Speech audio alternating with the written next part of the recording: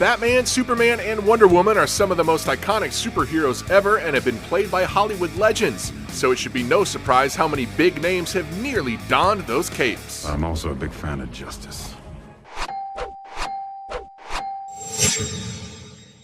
In 2007, a decade before the release of Justice League, the fifth movie of the DC Extended Universe, legendary Mad Max filmmaker George Miller was set to make his own Justice League movie with an entirely different cast. At the core was his Batman, Armie Hammer, 3 years before his breakthrough role in The Social Network.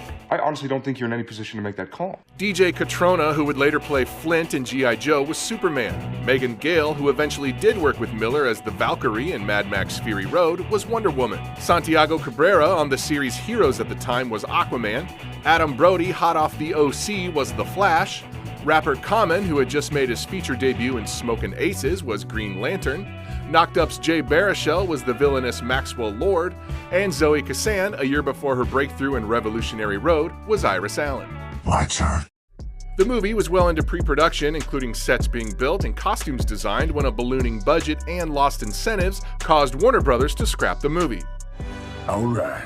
Fast forward to an era where the Marvel Universe owns the box office and a new Justice League movie was put into motion as part of a larger DC Extended Universe. By the time it was in production, most of the Justice League members had already starred or cameoed in previous DCEU movies, but those actors had to win those roles first. What? For Man of Steel's leading man, Snyder considered actors for his Superman including Matthew Goode, Matt Bomer, Joe Manganiello, Zac Efron, and even Armie Hammer before casting Henry Cavill. I knew you didn't bring me back because you like me. For Batman vs. Superman: Dawn of Justice, Snyder again considered Hammer and Manganiello, this time for Batman, along with Jon Hamm, Gerard Butler, Orlando Bloom, Luke Evans, Josh Brolin, and even Jeffrey Dean Morgan, who first worked with Snyder in Watchmen and ended up playing Bruce Wayne's father.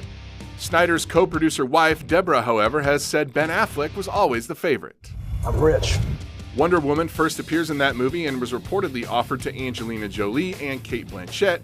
Kristen Stewart, Jessica Biel, and Ava Green were also among the actresses considered, as well as Cobie Smulders, who voiced Wonder Woman in the Lego Movie.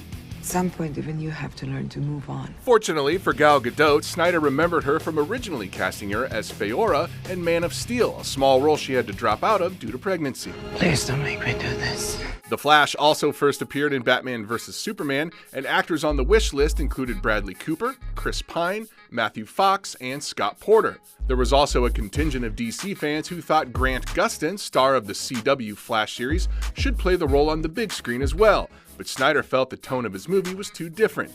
He instead went with indie actor Ezra Miller. No, there's no problem. For Cyborg, Michael B. Jordan voiced the role in a 2013 animated Justice League movie and was considered before it went to Ray Fisher. Ride ain't over yet.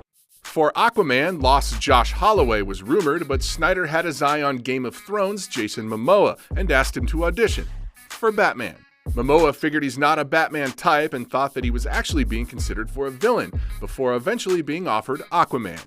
Permission to come aboard. Of course, now Momoa gets his own Aquaman movie and will continue to play the role in future DCEU movies, including a potential Justice League sequel. The question: do they get free rent in the Hall of Justice? Maybe temporary.